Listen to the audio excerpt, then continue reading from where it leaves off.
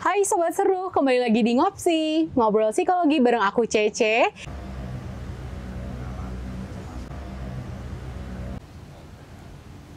Memutuskan sendiri untuk berhenti minum obat namanya putus obat. Standby 3, 2, 1. Dan hari ini aku akan mendatangkan langsung salah satu expert dari kesehatan mental. Kalau dilihat-lihat, banyak banget fenomena-fenomena yang terjadi di kalangan anak muda, khususnya Gen Z, kalau orang-orang bilang saat ini. Dan untuk itu langsung aja di sebelahku udah ada Dr. Johan. Hai Dok. Gimana Dok? Tahun baru, pasti punya harapan baru, semangat baru, resolusi baru. Dokter sehat? Sampai saat ini sih sehat ya. Puji Kan besok Tuhan. nggak tahu. Oh aduh. Gimana Dok, awal tahun 2025 ini? Apakah dokter kan pasti ada praktik, pasti ketemu juga dengan mahasiswa, kan dokter juga salah satu dosen di FK ya Dok ya, FK UKDW. Di awal tahun 2025 ini Dok, apakah dokter sudah menemui dengan kasus-kasus yang berkaitan dengan kesehatan mental? Lebih tepatnya banyak. Oke. Semakin bertambah tahun, lumayan bertambah banyak juga ya kasus-kasus kesehatan mental sekarang. Jadi yang kita harus syukuri adalah semakin orang aware sekarang. Semakin orang sadar, oke, gue butuh pertolongan. Kalau dulu mungkin orang pada takut kalau mau ke dokter, apalagi ke dokter yang agak stres gitu kan. Tapi kalau kali ini udah lumayan aware lah, orang udah mulai mau untuk datang. Iya. Dok, sebelum kita akan terjun lebih dalam. Jangan terjun. Oh jangan ya, oh bahaya. Boleh dong Dok kita dikasih pemahaman gitu, karena buat teman-teman Sobat Seru dan juga semua penonton yang di luar sana, di seluruh Indonesia tentunya, pasti ingin tahu Dok, sebetulnya kesehatan mental itu apa sih? Dan bagaimana kita tahu gimana sih ciri-cirinya, terus kemudian bagaimana kita cara menyikapinya, menghadapinya, seperti itu. Boleh Dok? Oke. Kalau kita bicara masalah kesehatan mental, mungkin kita bisa bicara 3 hari 3 malam. Waduh. Karena materi kesehatan mental itu gue dapat dalam beberapa kuliah semester gitu ya, panjang. Nggak cuma 3 SKS ya? Oke. Jadi Lanjut. kalau kita bicara kesehatan mental secara awam aja ya, secara awam berarti kita tuh mampu untuk melakukan aktivitas sehari-hari. Oke. Kita mampu untuk produktif, kita mampu untuk istilahnya bergaul, untuk melakukan segala sesuatunya. Nah, kalau itu kita bicara seperti itu, berarti kita sudah memahami arti sehat mental tersebut. Nah, kalau kita bicara tadi bilang kesehatan mental, kita udah mulai aware. Seperti apa sih misalnya orang yang nggak sehat mental? Ya mungkin mereka untuk menarik diri. Nah, tetapi di situ juga kita harus melihat dari segi banyak aspek. Satu, dari segi budayanya gimana? Dari segi agamanya gimana? Kepercayaannya dalam artian agama itu kita melihat dari semua aspek. Oleh karena itu makanya kalau kita menentukan oh orang ini sehat mental atau enggak, kita harus melihat dulu. Nggak bisa kita bilang oh oke, ini nggak bisa gitu loh. Ya kurang lebih seperti itu. Kalau dibilang dari segi apa tadi dokter sebutin, segi budaya, segi agama, segi keseharian mungkin ya Dok ya. Nah, ciri-ciri yang paling mendetail gitu yang kira-kira kita bisa dilihat dari kasat mata aja gitu. Oh ini udah punya permasalahan di kesehatan mental nih. Kira-kira kita dengan kasat mata bisa melihat itu nggak Dok? Bisa. Contoh, misalnya punya sahabat kan di rumah, di sekolah, di kampus atau dimanapun di tempat kerja lah. Tiba-tiba tadinya sahabat kita tuh tiap hari bersama dengan kita. Tiba-tiba dia menghilang. Oke. Berarti kan kita sudah ada sedikit warning ya. Oh ada apa ya dengan dia? Kita mulai bertanya. Ketika kita bertanya, ternyata jawaban yang kita dapat nggak sesuai dengan apa yang kita expect. Dia untuk menarik diri, sudah mulai istilahnya, gue udah mulailah capek dengan hidup, misalnya seperti itu. Biasanya kita akan curiga dalam tanda kutip, adalah ketika orang itu sudah mulai ada perubahan sikap dan perilakunya. Oke. Kalau ini cukup menarik ya Dok ya, karena kita lihat di sekeliling kita fenomena yang terjadi belakangan ini. Misal contoh tadi dokter mengatakan kalau misalkan dia yang biasanya asik seru-seruan sama kita terus tiba-tiba mengurung diri atau menarik diri dari keramaian biasanya gitu. bagaimana dengan kalau misalkan memang gue butuh me time nih gitu. Apakah itu dikatakan me time itu sebagai sarana untuk memulihkan kesehatan mental yang sedang tidak baik-baik saja itu tadi? Setiap orang pasti butuh me time. Oke. Setiap orang pasti butuh waktu untuk diri sendiri. Nggak usah jauh-jauh lah. Kita setiap hari pegang handphone, kita main game, itu kan suatu me time buat kita. Nah, tetapi kita harus bisa bedakan nih orang butuh me time atau nih orang ada sesuatu hal. Itu mungkin kalau kita lihat sekali, 2 kali, kita mungkin masih agak ragu ya. Tapi kalau kita sudah istilahnya itu teman dekat kita yang sehari-hari kita tahu seperti apa, rasanya kita bisa membedakan ya. Iya. Oh, ini orang ada sesuatu nih yang tersembunyi nih, ada sesuatu nih yang berubah dari sikapnya. Oke. Jadi kurang lebih ya. Iya, oke. Nah, Dok, dengan seperti ini, kita kan harusnya alangkah lebih baiknya, bukan harusnya ya, alangkah lebih baiknya jika ketika kita tahu teman-teman kita atau sekitar kita ketika yang biasanya A terus tiba-tiba B, terus maksudnya itu kecenderungan itu yang timbul seketika, kira-kira kita sebagai sahabat, sebagai teman, sebagai saudara, sebagai rekan kerja, itu apa yang harus kita lakukan, Dok? Apakah kita cukup mendengarkan ceritanya, ataukah kita harus memberikan solusi? Karena kalau nggak salah ya, Dok, aku pernah sedikit baca-baca artikel, ya kurang ngerti nih, Dok, karena dokter kan expertnya nih ya. Jadi ya menjadi tepat sasaran kalau misalnya saya tanya sama dokter gitu. Apakah betul di artikel tersebut mengatakan bahwa dengan kehadiran kita yang cukup mendengarkan itu sudah cukup meredakan kesehatan mental yang sedang tidak baik-baik saja itu tadi? Maksudnya orang-orang bilang kalau aduh gue lagi mental breakdown gitu ya, gitu, mental gue lagi down banget nih karena gue lagi ini banyak tugas kuliah, banyak kerjaan segala macam. Nah, apakah kita sebagai teman, sebagai sahabat, sebagai rekan itu cukup hadir untuk mendengar aja, atau ada mungkin dokter ada saran lain gitu? Oke, kalau dibilang expert nggak juga ya, kita sama-sama belajar. Oke, jadi begini, terkadang kita sebagai manusia itu tidak mau untuk menjadi seorang pendengar, maunya jadi seorang komentator. Betul. Contoh aja, sekarang ada nggak sih yang untuk dunia, dunia olahraga gitu, kan nggak ada kan? Oh, kita saksikan dia adalah seorang pendengar sepak bola yang baik, nggak ada. Yang ada komentator yang baik. Nah, itulah sifat manusia. Nah, kalau artikel ada yang mengatakan, oh, ini harusnya orang itu dengerin aja dulu. Memang kita kalau untuk menangani kasus-kasus mental lebih baik kita untuk mendengar. Karena apa? Terkadang yang namanya, maaf kalau saya sebut pasien atau klien ya, klien atau pasien kita atau teman kita, terkadang mereka tuh nggak butuh yang namanya kita kasih komen. Karena apa? Terkadang kalau kita kasih komen yang ada bukan yang bikin dia tambah baik, yang ada tambah ruwet. Kenapa? Komen kita tuh belum tentu benar. Contoh aja, misalnya, saya pernah dapat satu klien dia sudah pernah istilahnya ke dokter A lah, sama dokter A dibilang ini, ngapain kamu gitu aja dipikirin, saya loh dulu tekanan segini-gini. Nah, itu sering banget tuh, Dok. Itu kan istilahnya lah. Orang udah susah datang ke tempatmu, terus malah dianggapnya, itu kan masalahnya, ngapain lu pikirin? Hello, nggak semua orang kuat seperti kita kan istilahnya. Jadi alangkah baiknya kalau menurut saya, yuk kita dengerin dulu lah.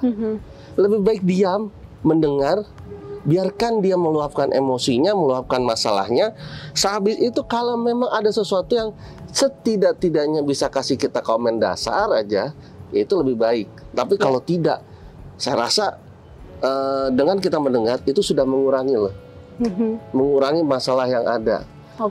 Kayak misalnya orang di kita kadang-kadang kita disuguhin minuman gitu kan ya, minuman kalau kita bilang dituangin sama di restoran gitu, dituangin minumnya kan terus penuh lama-lama.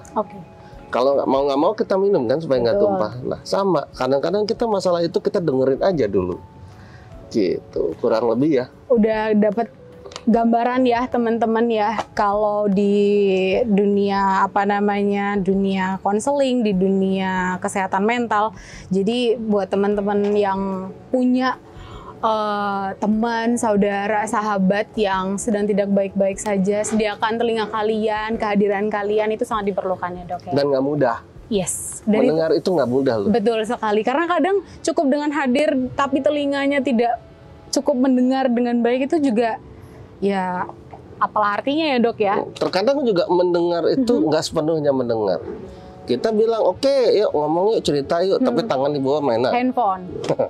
Ya kan Betul. sama aja bohong dong. Betul. Kan gitu. Catat di bawah ini, do and done. Oke, lanjut ya dok. Berkaitan dengan yang kesehatan mental yang dokter katakan, sebutkan ciri-ciri dan segala macamnya. Sempat juga saya baca artikel bahwa mengatakan ada usia-usia rentan yang dia memang fenomenanya lagi kenceng banget, kayak angin ribut gitu ya dok ya. Kenceng banget, lagi banter-banternya fenomena kesehatan mental ini terjadi pada usia-usia remaja awal, remaja akhir, dewasa awal bahkan, atau mungkin yang kerap kita dengar sekarang Gen Z. Nah, apakah betul dok, Gen Z atau remaja-remaja ini itu memang adalah usia-usia rentan untuk mengalami kesehatan mental yang mental breakdown tadi itu? Oke, kita nggak usah ngeliat Gen Z-nya dulu. Oke. Ya, kita lihat dari remajanya. Remaja yang kita tahu adalah tahap di mana seseorang mencari jati diri. Betul, sepakat. Dia mulai mencari, gue ini bisa apa sih? Mulai mencari pembuktian buat dirinya. Gue mampu loh. Nah, itu yang membuat remaja tuh terkesan dia stressful berat. Nah, itu suatu hal yang istilahnya ya bukan kita bilang oh itu biasa, enggak. Tapi itu bisa menjadikan suatu perhatian. Nah, kenapa seorang ini mengkaitkan langsung dengan Gen Z? Karena sekarang sudah mulai bergeser nih dari yang generasi sebelumnya. Masanya ya, yes. Masuk ke Gen Z. Nah, oleh karena itu sekarang yang tersorot nih Gen Z-nya nih. Betul. Apalagi dikatakan namanya Gen Z. Saya kemarin sedih banget ada satu artikel mengatakan Gen Z hati-hati ya. Kamu untuk masuk dunia pekerjaan itu nggak mudah. Karena sudah ada warning di tengah-tengah masyarakat, jangan terima Gen Z. Kalau saya boleh mengatakan, janganlah kita memberikan stigma seperti itu ya. Tetapi kalau kemarin kita juga udah sempat bahas kita punya tim konseling. Di tim konseling kita bilang, yuk gimana yuk caranya kita buat sesuatu hal untuk Gen Z ini nih. Jangan sampai mereka begitu mereka lepas ke masyarakat, mereka jadi, oh gue nggak diterima. Jadi menyalahkan istilahnya. Nah itu yang harusnya kita sama-sama, jangan kita bilang, oh kalau gitu Gen Z ini yang membuat masalah. Nggak begitu konsepnya. Jadi remajanya itu yang sebenarnya pencarian jati diri itu yang harusnya kita sama-sama untuk ini berarti ada sesuatu nih yang harus kita bantu, istilahnya seperti itu. Tapi dok, apakah hanya memang remaja saja atau bahkan dewasa atau bahkan lansia pun juga sometimes pasti akan merasakan atau mengalami yang namanya mental breakdown itu tadi? Artinya semua orang usia berapapun, kalangan manapun pasti akan atau kayak mengalami kesehatan mental yang tidak baik-baik saja. Apakah semua kalangan seperti itu dok? Kalau mau dibilang semua kalangan rasanya iya. Jangan kaget.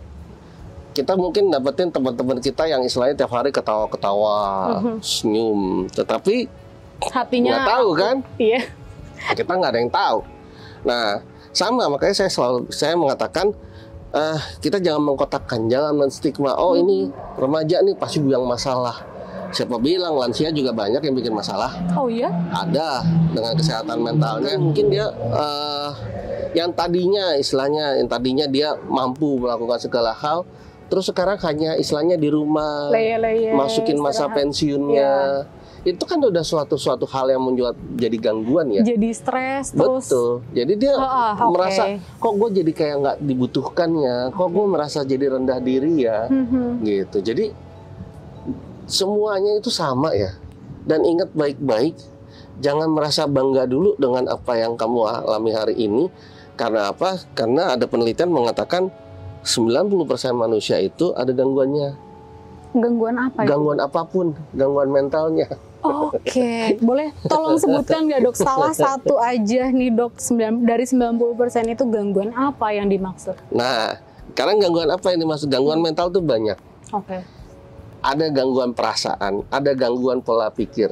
Nah, kalau kita ngomong gangguan perasaan, sekarang ginilah. Pernah kuliah kan? Pernah. Teman-teman di sini pasti pernah kuliah. Atau pernah sekolah lah. Pernah ujian dong? Pernah. Rasanya kalau ujian apa rasanya? Stres. Stres kan? Nah, Karena habis stres, capaiannya harus bagus gitu dok. habis stres apa yang biasa terjadi?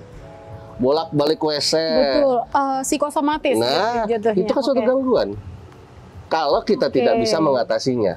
Oke. Atau Betul, terjadi salah terus-menerus dan berkelanjutan. Dan mengganggu. Namanya gangguan itu harus ada kata mengganggu. Tapi kalau kita, aku bisa ngerjain hari ini. Aku bisa, aku sanggup. Berarti dia sudah punya suatu daya pikir yang oke, gue mampu. Gitu. Jadi kurang lebih ya seperti itu gitu. Nah, tadi menarik lagi nih dok. Dokter tadi sempat bilang terkait dengan stigma di lingkungan kita, di lingkungan sekitar ini kan kesehatan mental ini lagi genjar-genjarnya di sounding ya dok. Workshop, seminar, webinar, semua tuh membahas tentang kesehatan mental. Nah, tapi nggak sedikit juga dok, publik menilai, memberikan penilaian negatif terhadap konteks kesehatan mental ini. Orang-orang yang punya kesehatan mental yang tidak baik-baik saja, mereka itu punya stigma buruk. Contoh nih dok, kayak tadi dokter bilang Gen Z, Gen Z nih sekarang harus waspada nih, hati-hati kalau nyari kerja susah karena sudah dicap jelek, dikit-dikit healing, dikit-dikit stres, dikit-dikit apa gitu. Nah, bagaimana sih dok kita menyikapi dari stigma masyarakat terkait dengan hal tersebut gitu dok? Oke, kalau kita bicara stigma, tapi terus terang ya, kami dari psikiater, semua rata-rata itu mengatakan kita bersyukur kali ini kita stigmanya sudah mulai berkurang. Sudah mulai berkurang, orang sudah berani untuk datang ke psikiater, sudah berani untuk berobat mencari pertolongan. Coba bayangkan sekitar 10 tahun yang lalu, jangankan ke psikiater, baru lewat depan polinya aja itu udah rasanya, aduh jangan sampai gue masuk sana. Karena pikirannya kalau masuk gue sakit jiwa gitu Pak ya? Nah itu. Oke, baik. Terus? Nah, tapi sekarang kita sudah mulai nih aware. Makanya oleh karena itu katanya saya meminta kepada semuanya, yuk jangan kita mengkotak-kotakan diri istilahnya. Jangan kita mengatakan, oh dia stigma nih ada gangguannya nih kita jauhin. Orang-orang yang seperti inilah yang harusnya kita sama-sama kita rangkul. Istilahnya, toh sama-sama dia manusia kan, makan nasi. Oh tentu. Nggak makan beling kan? Belum tahu ya dok kalau makan beling. Kecuali kalau dia punya debus lah. Itu mah lain lagi. Oleh karena itu makanya stigma ini bukan suatu hal yang istilahnya harus kita gembar-gemborkan. Wah, ayolah kita ngapain deketan sama dia, ngapain gitu loh. Enggak, stigma ini pun terjadi sebenarnya di bagian kedokteran pun terjadi. Sering kali kita mendapatkan istilahnya, ngapain sih ke dokter psikiater? Lu udah banyakin doa aja. Lah kan belum tentu. Siapa tahu jawaban dari doa adalah harus ke psikiater. Betul. Kan bisa jadi seperti itu. Nah, kurang lebih seperti itu ya. Oke, baik. Nah, ini kita pembicaraannya terus-menerus menyambung karena apa yang disampaikan oleh Dr. Johan sangat berkaitan, sangat relate dengan yang terjadi di surroundings, di sekitar gitu ya dok. Terkait dengan psikiater, dokter mengatakan bahwa belakangan ini dalam rentang berapa tahun dok yang mulai orang-orang mulai percaya diri untuk datang ke profesional seperti psikolog, psikiater, bahkan ke dokter kesehatan jiwa begitu, itu udah berjalan berapa lama dok? Kalau saya melihat ini sekitar 5 tahunan belakang. 5 tahunan belakang. Bagaimana sih dok ketika kita itu punya misalkan stres gitu ya, punya depresi bahkan gitu. Apakah kita tuh ada tahapannya dok? Apakah kita harus ke psikolog dulu atau kita harus ke psikiater dulu? atau kita harus kemana dulu, atau malah langsung aja karena psikiater nih, wah ya udahlah, udah pasti ahli gitu, atau langsung ke dokter spesialis kesehatan jiwa, udah pasti ahli, udah pasti bisa menyelesaikan masalah. Itu kira-kira menurut dokter sendiri nih, apa yang bisa kita yang bisa kita lakukan? Kita menentukannya harus kemana dan ke siapa, itu start awalnya bagaimana, Dok? Oke. Mungkin sebagian orang mengatakan, oh jangan ke psikiater langsung, mahal. Gitu ya. Loh kan orang-orang bilang ya kan, karena kan sehat katanya, itu mahal. Katanya dibilang kalau ke psikiater bayarannya per 15 menit. Oh gitu. Tapi sampai hari ini gue nggak pernah dapat 15 menit sih. 10 menit. Lebih. Oh. Oke. Jadi tahapannya sebenarnya adalah satu ya. Yang pertama kali harus kita tahu adalah kita menyadari dulu. Oke. Ada sesuatu hal yang terjadi pada diri kita. Itu yang pertama. Yang kedua, setelah kita menyadari, carilah orang yang tepat untuk kita berbagi dulu. Karena orang nggak mudah ya untuk bercerita. Yes. Nggak mungkin orang, oh aku tahu nih, aku sadar. Oke, besok gue berangkat ke psikiater atau ke psikolog. Nggak mudah. Itu nggak mudah. Betul. Ya karena mungkin satunya dari tadi saya bilang mahal. Kedua, ya nggak mudah untuk dapat psikiater atau psikolog. Katanya kalau ke psikolog masih ngantri 1 bulan gitu kan. Oh katanya. Iya. Apakah sesedikit itu jumlahnya, Dok? Tapi sekarang sudah lumayan banyak sih ya. Jadi kalau menurut saya adalah cobalah untuk bercerita dengan orang yang kamu percaya. Oke. Itu yang tahapan pertama. Ketika kita bercerita dengan orang yang kita percaya, setidak-tidaknya masalah kita sudah berkurang sedikit. Betul. Setelah itu kita mencoba untuk istilahnya mencari pertolongan. Kalau misalnya dari situ kita merasa, oh kok kayaknya saya masih butuh pertolongan ya. Oke, mungkin bisa bercerita ke yang lebih ahli. Mungkin yang lebih ahli belum sampai ke psikiater lah. Kayak gue boleh nyebut merek kan? Boleh. Oke, kayak kita di UKDW ini kita punya yang namanya lembaga untuk konseling. Oke. Ya, lembaga konseling bisa kok ke situ. Di situ ada psikolog, ada psikiater, ada dokternya, ada spiritualnya juga ada Bu Pendeta. Nah, di situ kita bisa bercerita. Silahkan datang misalnya ke bagian konseling atau kemana untuk bercerita di tempat di mana kamu bisa enak dan bercerita dengan rasa percaya. Nah, sehabis itu kalau memang gue rasa gue masih kurang nih, gue butuh pertolongan. Misalnya gue butuh pertolongan dengan butuh obat-obatan misalnya. Oke, silahkan larilah ke psikiater atau mungkin gue butuh untuk cerita aja deh, gue takut. Katanya kalau minum obat psikiater, gue berarti harus minum obat seumur hidup. Katanya seperti itu. Oke, gue lari dulu deh ke psikolog. Boleh, nggak ada masalah. Tetapi di mana kita bisa istilahnya mengeluarkan apa yang menjadi kendala. Betul. Karena apa? Karena kita makhluk sosial. Kita nggak bisa hidup sendiri. Itu sangat butuh orang bisa. lain ya, Dok. Butuh orang lain. Yes. Nah, oleh karena itu makanya yang dapat dengerin ceritanya, tolong jangan ember.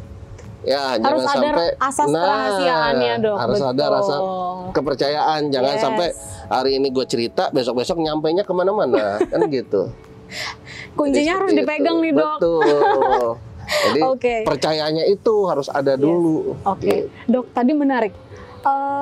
Dokter bilang kalau ke psikiater kan memang orang-orang pikirannya kalau ke sana pasti akan dikasih obat-obatan. Itu maksudnya udah ke tahap yang berikutnya berarti ya, Dok ya. Terus habis itu dokter juga bilang kalau minum obat itu akan selamanya.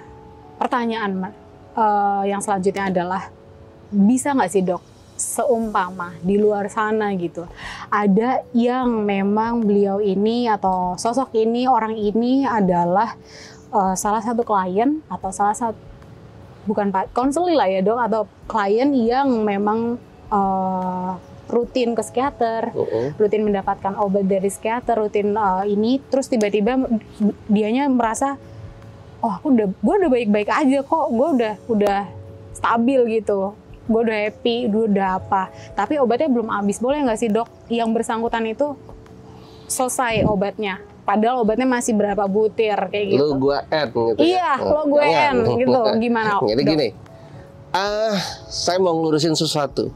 Jadi tidak benar kalau dikatakan kalau sekali ke psikiater berarti harus minum obat seumur hidup. Oke. Itu nggak ada patokan seperti itu. Jadi memang di psikiater itu nggak bisa Istilahnya kalau ke dokter jiwa itu nggak mungkin, sangat tidak mungkin seperti kamu ke dokter yang lain. Istilahnya minum obat batuk, obat pilek 1 kali 2 kali minum, antibiotik selesai. Betul. Kan antibiotik ya. Biasanya seperti itu. Kalau di jiwa nggak seperti itu. Gimana dok? Di bagian di psikiater itu atau di ilmu kedokteran jiwa itu kita harus minumnya secara berkesinambungan kurang lebih sekitar 6 sampai 1 tahun pengobatan. Nah, habis itu kita akan melakukan observasi atau kita evaluasi. Obat ini masih diperlukan atau enggak. Kalau memang sudah tidak diperlukan, kita akan menurunkan dosisnya sampai suatu hari kamu bisa bebas obat. Atau minimal 1 macam obat terakhir yang harus kudu wajib diminum. Oke. Nah, jadi kalau dibilang, oh kalau ke psikiater berarti udah kontrak seumur hidup. Nggak ada tuh namanya kontrak seumur hidup. Nggak tentu ya dok? Nggak tentu. Kalau kayak begitu mah gue hari ini udah naik mobil yang nggak karu-karuan. Gue naik pesawat kali ke sini. Helikopter. Nah iya, gue parkir di atas. UKDW nyediain helipad. Nah, kan nggak seperti itu, ya kan? Karena memang kagak ada kontraknya. Kita nggak pernah kok pasien datang, klien datang. Oke, Bapak Ibu selamat pagi, kita tanda tangan kontrak dulu ya. Sekian puluh tahun ya. Nggak ada. Jadi tetap kita melihat kebutuhan pasiennya itu.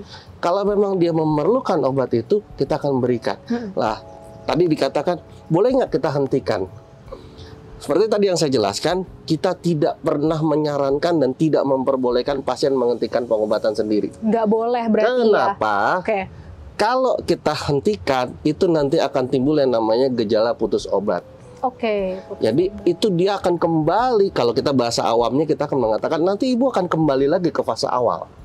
Percuma pengobatan yang selama ini terjadi itu istilahnya ambiar, hilang.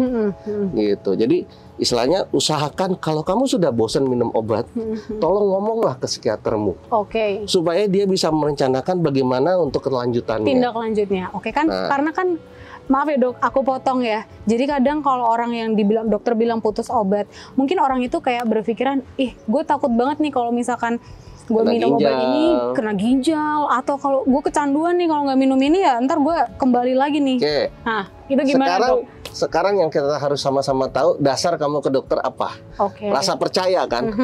Nggak mungkin seorang dokter yang sudah disumpah. Disumpah beneran ya, bukan sumpah dalam tanda kutip, sudah disumpah. Kalau kecuali dia sumpah hanya ngomong. Kita sumpahnya pun itu bukan asal ngomong loh. Kita sumpahnya itu dengan, kalau Muslim dengan Al-Quran, kita dengan Alkitab dan lain sebagainya. Nah, yang sudah disumpah itu mengatakan kita harus menjaga kehidupan namanya. Kan nggak mungkin kalau kita udah disumpah kita menjaga kehidupan terus kita mencelakai orang. Nah, dasar kamu untuk melakukan pengobatan adalah kamu percaya dulu dengan doktermu. Kan nggak mungkin dokter itu mencelakai kamu. Betul. Ya, jadi istilahnya kalau dengan dasar seperti itu kita sudah mempertimbangkan nih untuk ginjalnya aman nggak, untuk hatinya aman nggak. Ya kecuali hatinya patah sama yang lain ya. Aduh, itu malah beda lagi nih. Nah, kalau kayak begitu berarti kan istilahnya kita sudah memberikan dosis yang pas, kecuali kamu minumnya nggak sabar. Saya pernah dapat satu klien gitu langsung begitu dia minum sekali nggak mempan, nggak terasa. Dia bilang, oh saya nggak terasa apa-apa, saya minum 2. Ya ampun. Ya kalau kayak begitu ya kita nggak bisa berbuat apa-apa, karena kan kita dari awal kita sudah memberikan yang tepat ya. Kita udah dengan segala pertimbangannya, ada kondisinya seperti apa. Jadi seperti itu. Jadi jangan sampai kalau kena serangan ginjalnya, wah ini salah dokternya nih, nggak bisa. Kita lihat dulu di mana kesalahannya. Kurang lebih kayak gitu. Oke dok, terakhir nih dok. Dokter dari awal sudah menjelaskan terkait dengan kesehatan mental ya dok ya. Terus habis itu dokter juga sudah menjelaskan tentang ciri-ciri, mulai dari makna, terus ciri-ciri, terus bagaimana kita menyikapi, tentang stigma, tentang psikiater itu tadi, putus obat bahkan. Terakhir dok, tips dan trik tips and trick buat Sobat Seru dan juga semua penonton yang ada di YouTube, kanal YouTube UKDW tentunya, tips and trick untuk menghadapi atau menyikapi dari kesehatan mental ini dok. Satu adalah jangan pernah kita ragu untuk mencari pertolongan maupun kita mengatakan kalau diri kita mengalami sesuatu hal. Yang kedua, mencobalah untuk apapun yang terjadi, selain mencari pertolongan, ya kembalilah ke penciptamu. Itu aja. Udah nih. Udah. Panjang-panjang, kepanjangan nanti. Oke. Nggak pulang-pulang kita nanti. Oke, yang pertama aku ulang ya dok. Yang pertama, jangan ragu. Terus yang kedua, kembali ke penciptamu itu tadi dok. Iyalah. Yang pertama di sini, yang kedua di sini. Oh, sekarang Catat. yang namanya Pancasila aja kan nomor satunya kan Tuhan kan? Yes. Ketuhanan. Ya udah kita balik lagi ke Ana. Nomor 1. Gitu. Luar biasa. Terima kasih Dokter Johan. Semua yang Dokter Johan sampaikan di sini sangat amat bermanfaat tentunya. Tapi ini masih sebagian kecil dari ilmu-ilmu yang Dokter Johan punya gitu ya. Mungkin kita next episode gitu dok, kita bisa ngobrol asik lagi. Siap. Terkait dengan psikologi ini. Tentu ini juga buat edukasi teman-teman di luar sana. Tentunya Sobat Seru, jangan lupa untuk selalu tonton konten ini, karena saat kamu ada masalah, saat kamu sedang tidak baik-baik saja, di sini siapa tahu ada solusinya. Jadi yang pertama jangan ragu, yang kedua kembali ke penciptamu, dan buat orang-orang di sekitar, sediakan telinga dan hatimu dan kehadiranmu untuk teman-temanmu. Sampai jumpa di next episode. Dah.